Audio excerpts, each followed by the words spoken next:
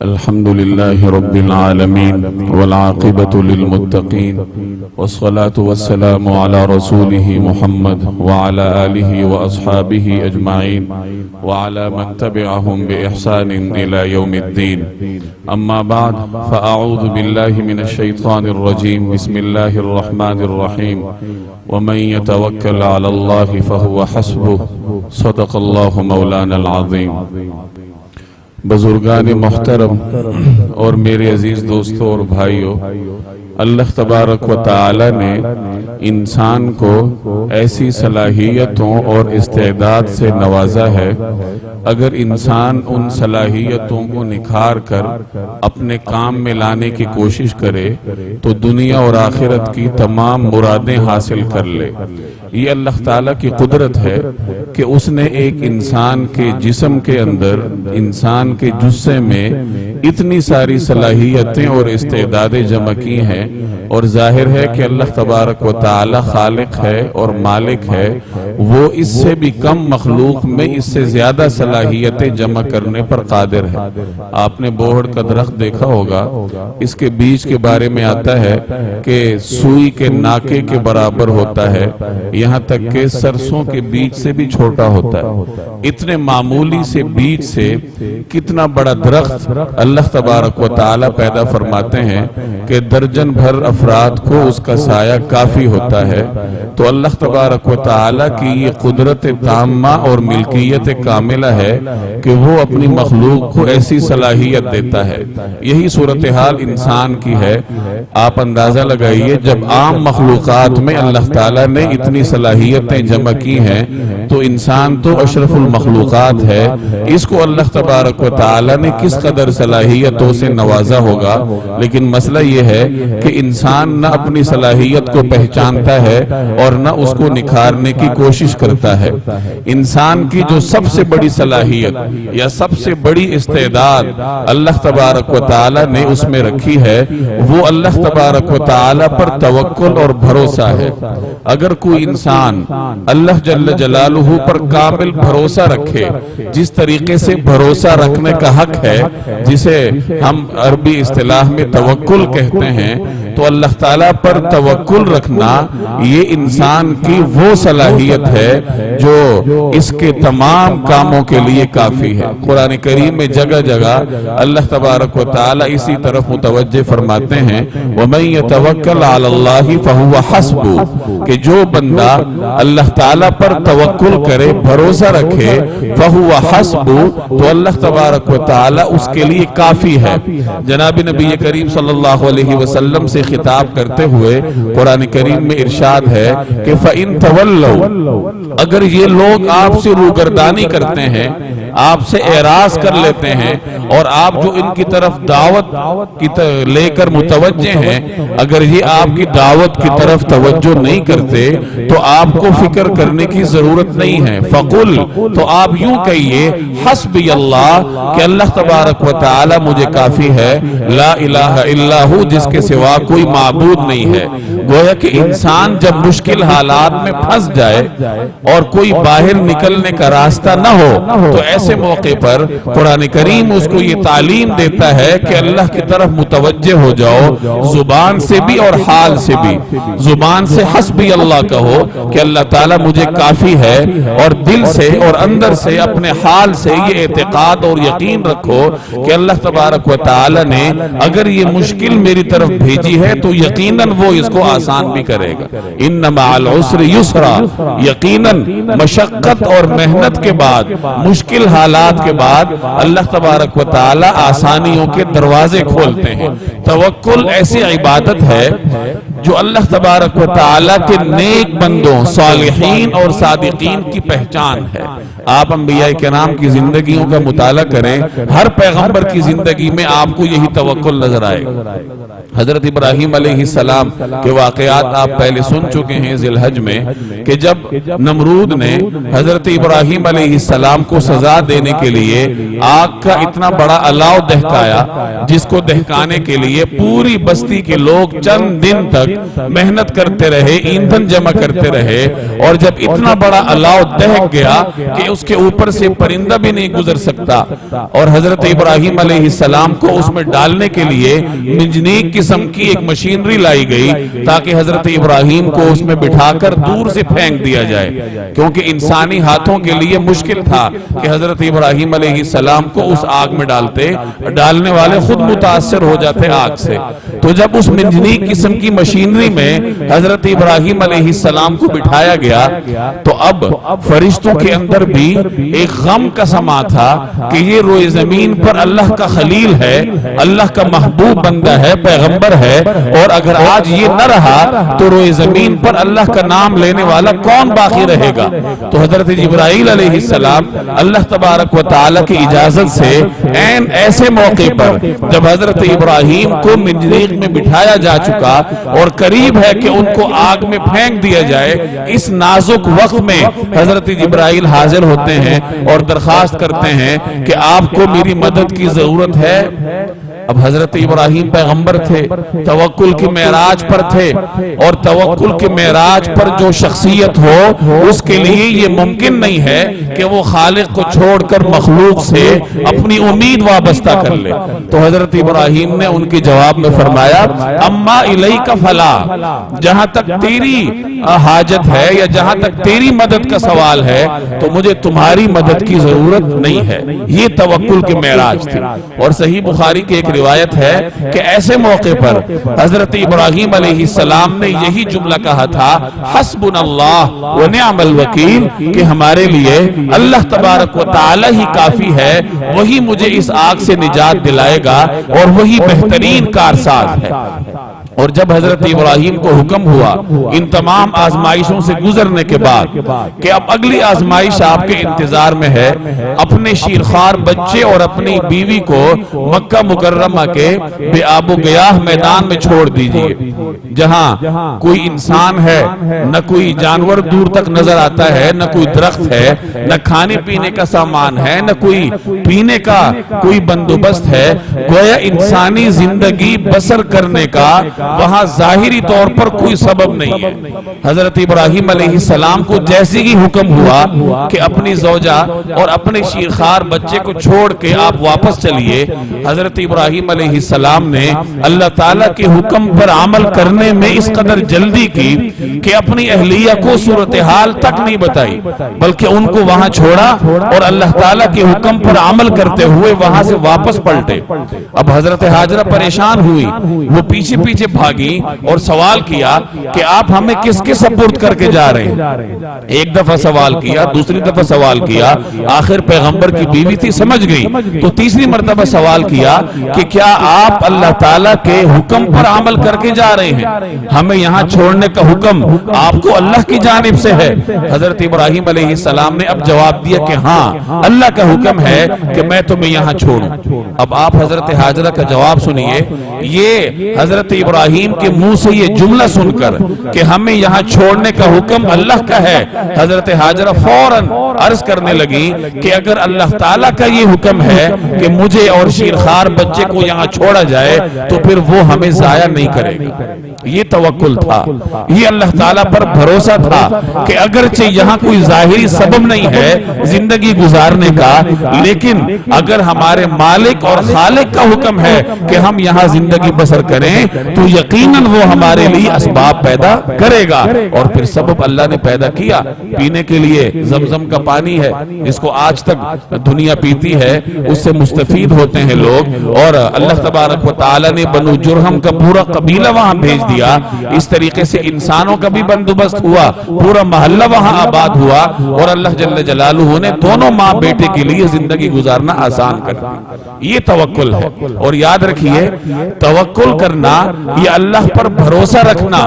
یہ وہ بنیادی صفت ہے یا ایمان کی وہ بنیادی ضرورت ہے۔ اگر کسی مومن کے اندر، کسی مسلمان کے اندر یہ صفت نہیں ہے اللہ پر بھروسہ نہیں ہے، دل سے یقین نہیں ہے، تو چاہے وہ نمازیں پڑھتا رہے، عبادات سر انجام دیتا رہے، لیکن توکل اور یقین کے بغیر اس کی یہ عبادات اللہ تبارک و تعالی کے ہاں بے جان پتھروں کی طرح ہیں، جن کے اندر روح نہیں ہے۔ آپ نبی کریم صلی اللہ علیہ وسلم کی مکی زندگی کو دیکھیے، 10 سال تک رسول اللہ صلی اللہ علیہ وسلم نے صحابہ کرام پر جو محنت کی تھی وہ کس چیز کی محنت تھی؟ اس زمانے میں عبادات نہیں تھی۔ 10 سالہ مکی دور میں روزہ، زکوٰۃ، حج اور دیگر عبادات اپنی تفصیلات اور جزیات کے ساتھ نہیں تھی۔ اس زمانے میں مسلمانوں کی صرف ایک ذمہ داری تھی، ایمان پر محنت کرنا، یقین بنانا، اللہ تبارک و تعالی پر بھروسہ کرنا سیکھنا، اللہ جل جلالہ کی ذات پر توکل کی تعلیم حاصل کرنا، اس کی مشق کرنا، پریکٹس کرنا۔ یہی نبی کریم صلی اللہ علیہ وسلم کی جد و جہد کا محور تھا کہ صحابہ کرام کے اندر ایسا ایمان پیدا کیا جائے، ایسا یقین پیدا کیا جائے جس کے سامنے پہاڑ بھی ریزہ ریزہ ہو جائیں اور ایمان کے اس یقین کے سامنے کفر کی کوئی طاقت ٹھہر نہ سکے۔ یہی 10 سال تک رسول اللہ صلی اللہ علیہ وسلم محنت کرتے رہے۔ جب آپ ہجرت کے لیے روانہ ہوئے، حضرت ابوبکر صدیق رضی اللہ تعالی عنہ آپ کے ہمراہ تھے۔ جس وقت غار ثور میں نبی کریم صلی اللہ علیہ وسلم حضرت ابوبکر صدیق رضی اللہ تعالی عنہ کے ہمراہ تھے، پناہ لی تھی، اور ایک موقع ایسا بھی آیا کہ تعاقب کرنے والے نقش قدم پر چلتے چلتے غار کے دہانے پر آ پہنچے۔ چونکہ قریش کے لوگ اس چیز میں ماہر تھے، ان کے ہاں ماہرین پائے جاتے تھے جن کا کام ہی یہ تھا کہ وہ لوگوں کے نقش قدم کو جان سکیں۔ اب وہ حضور صلی اللہ علیہ وسلم اور حضرت ابوبکر صدیق کے نقش قدم پہ چلتے رہے، غار کے دہانے پر آ کر نشانات ختم ہو گئے تو وہ دہانے پہ آ کے کھڑے ہو گئے، اور ان کا یہ خیال تھا کہ یہاں آ کر نشانات ختم ہوئے ہیں تو شاید اس غار میں ہوں۔ جب حضرت ابوبکر صدیق رضی اللہ تعالی عنہ نے این غار کے دہانے پر قریش مکہ کے قدموں کو دیکھا، ان کی آوازیں سنی تو پریشان ہوئے، اور نبی کریم صلی اللہ علیہ وسلم سے عرض کرنے لگے، یا رسول اللہ، یہ ہمارے سر پہ آ کھڑے ہوئے، اور اگر ان میں سے کسی نے بھی اپنے قدموں کو دیکھا، نیچے دیکھنے کی کوشش کی تو اسے ہم نظر آ جائیں گے، اسے ہم دکھائی دے دیں گے۔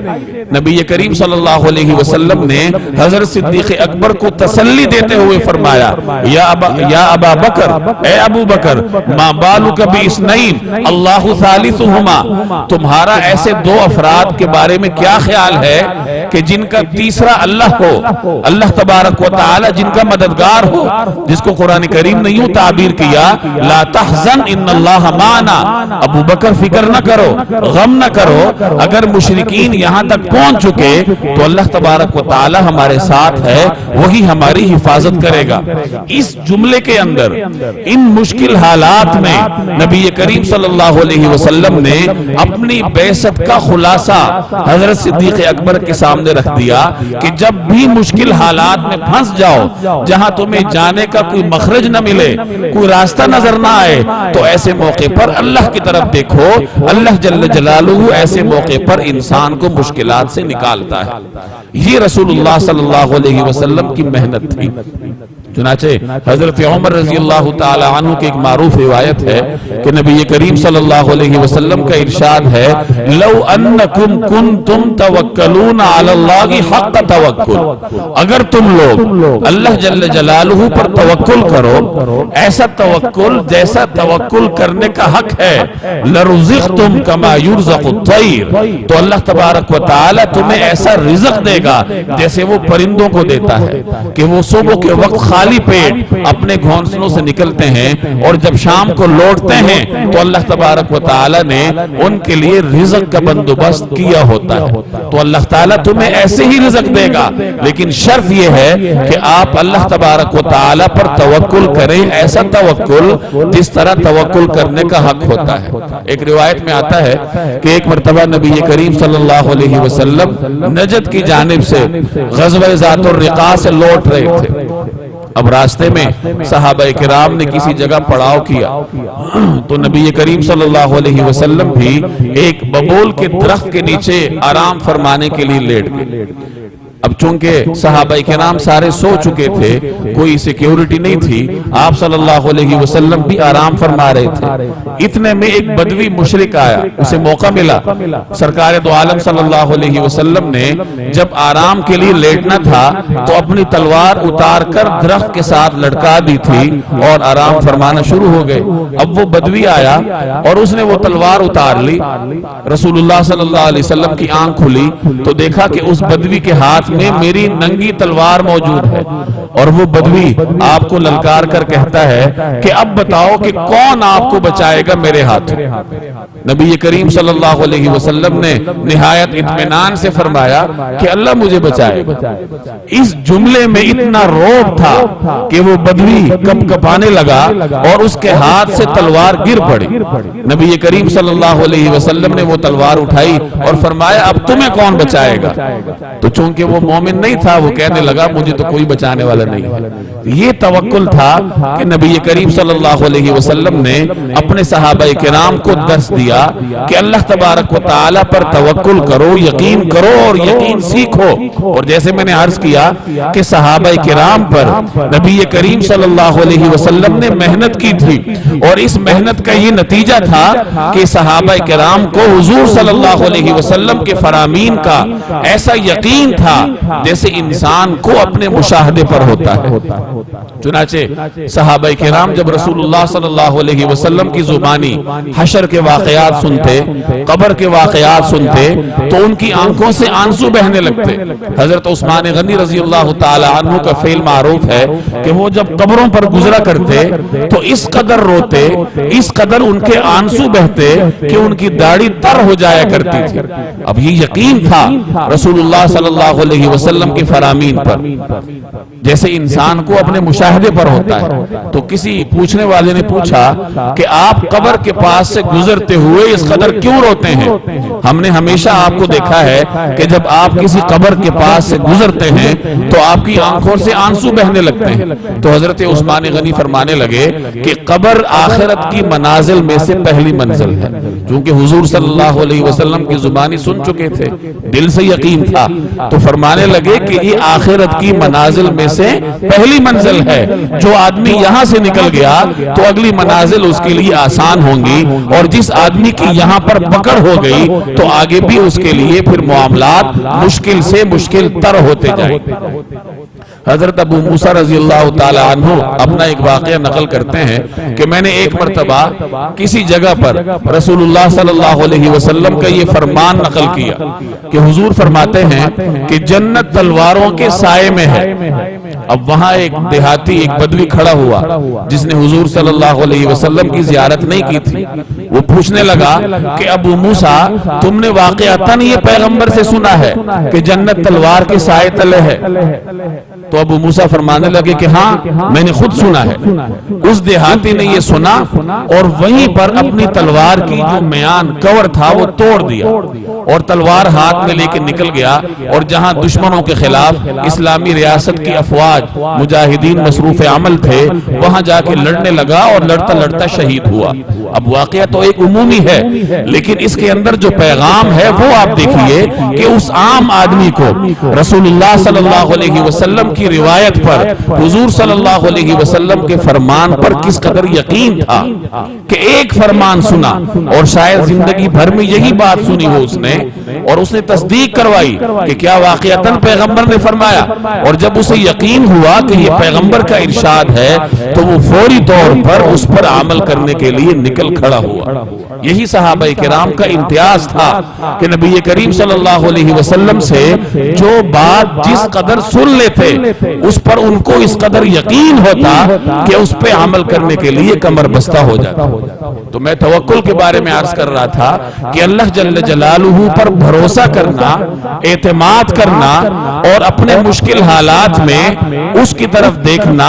یہ وہ صفت ہے۔ اگر میں اور آپ یہ یقین اپنے اندر پیدا نہ کریں تو ہماری یہ نمازیں، ہمارے یہ صدقہ خیرات، ہمارے یہ حج، ہماری یہ عبادات، یہ اللہ تبارک تبارک و تعالی کے نزدیک بے جان پتھروں کی طرح ہیں، کیونکہ ان کے پیچھے یقین کی روح نہیں ہے۔ آپ کی نماز کے اندر اگر یقین کی روح نہ ہو تو یہ بے جان ہے۔ آپ کے روزے میں اگر اللہ تبارک و تعالی پر توکل کی روح نہ ہو، یہ جان نہ ہو، تو پھر یہ عبادات بے جان پتھروں کی طرح ہے۔ تو جس طریقے سے صحابہ کرام نے رسول اللہ صلی اللہ علیہ وسلم نے اپنی مدنی زندگی میں 10 سال تک صحابہ کرام میں یہ صفت بیدار کرنے کی سعی کی تھی، میرے اور آپ کی بھی وہی صورتحال ہے کہ پہلے ہمیں اپنے اندر ایمان کی حرارت روشن کرنی ہوگی، یہ یقین پیدا کرنا ہوگا، توکل کی صفت جگانی ہوگی، پھر جا کر بات بنتی۔ اور ایک اور بات سمجھ لیجئے کہ توکل کا یہ مطلب نہیں ہے کہ آدمی اسباب چھوڑ دے،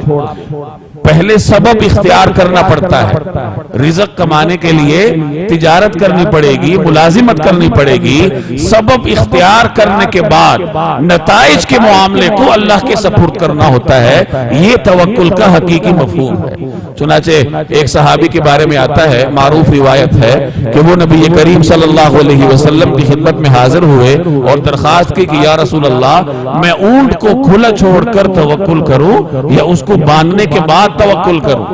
اونٹ اس زمانے کی سواری تھی،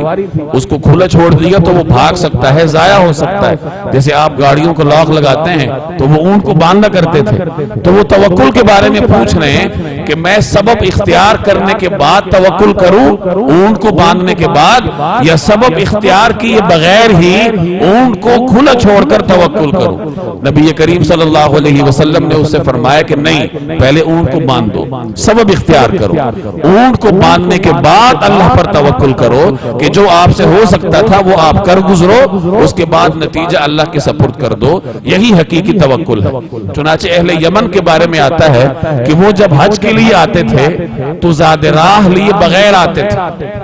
وہ یہ سمجھتے تھے کہ ہم تو اللہ تعالیٰ کی بارگاہ میں جا رہے ہیں، اللہ ہمیں کھلائے گا غیب سے، تو وہ زاد راہ لیے بغیر نکلتے تھے۔ قرآن کریم نے ان کے اس عمل کی حوصلہ شکنی کی اور فرمایا وَتَزَوَّدُوا کہ جب نکلنا ہو حج کے لیے تو زاد راہ اختیار کرو، راستے میں جو کھانے پینے کا سامان ہے، جو مصارف ہیں، پہلے ان کا بندوبست کرو، بندوبست کرنے کے بعد اللہ تعالیٰ پر توکل کرو۔ یہی اللہ تعالیٰ کا مزاج اور سنت ہے۔ چنانچہ حضرت مریم علیہ السلام جب وہ درد ذیل کی تکلیف میں تھی تو اللہ تبارک و تعالی نے ان کو اس تکلیف سے بچانے کے لیے انہیں حکم دیا کہ یہ جو کھجور کا درخت آپ کے نزدیک پیدا کیا گیا، آپ اس کو ہلائیں۔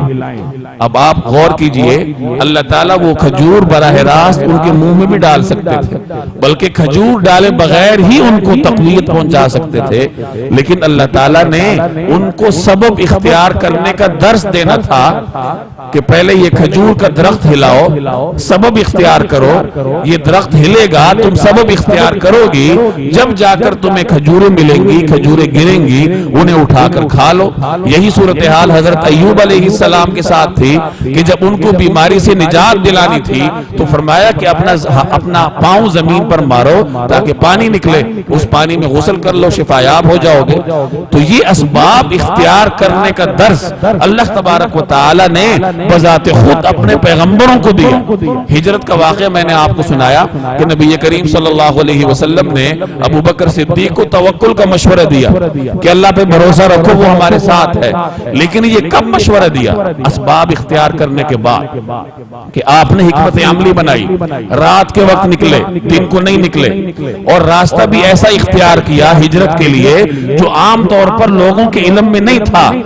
اور پھر خفیہ رہنے کے لیے غار کا انتخاب کیا۔ تو اس وقت کے اعتبار سے ان حالات میں جو بھی دستیاب وسائل تھے وہ وسائل اختیار کرنے کے بعد رسول اللہ صلی اللہ علیہ وسلم نے حضرت ابو بکر صدیق رضی اللہ تعالی عنہ کو توکل کا درس دیا۔ تو دو چیزیں یاد رکھیے کہ اللہ تعالیٰ پر یقین کرنا سیکھیں، اللہ تبارک و تعالیٰ پر بھروسہ کرنا، اعتماد کرنا، یہ سیکھنے سے ہوتا ہے، مشق کرنے سے ہوتا ہے، یہ سیکھنا پڑے گا۔ اور دوسرے نمبر پر توکل کا یہ مطلب ہرگز نہیں ہے کہ آپ دکان بند کر کے اللہ کے راستے میں نکل جائیں، یا آپ دکان شکان بند کر دیں، ہر چیز بند کر کے گھر میں بیٹھ جائیں کہ اللہ تعالیٰ ہمیں رزق پہنچائے گا پرندوں کی طرح۔ یہ جو میں نے آپ کو روایت سنائی،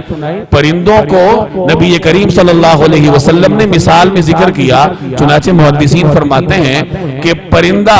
نکلتا ہے، محنت کرتا ہے تو اللہ تبارک و تعالی اسے رزق دیتا ہے. اسی طریقے سے انسان بھی نکلے، محنت کرے، اللہ تبارک و تعالی پر محنت کرنے کے بعد اعتماد کرے تو یقیناً اللہ تبارک و تعالی اس یقین اور اعتماد کی برکت سے اسے رزق عطا فرمائے گا. اللہ جل جلالہ مجھے اور آپ کو عمل کی توفیق دے. وما علینا الا البلاغ.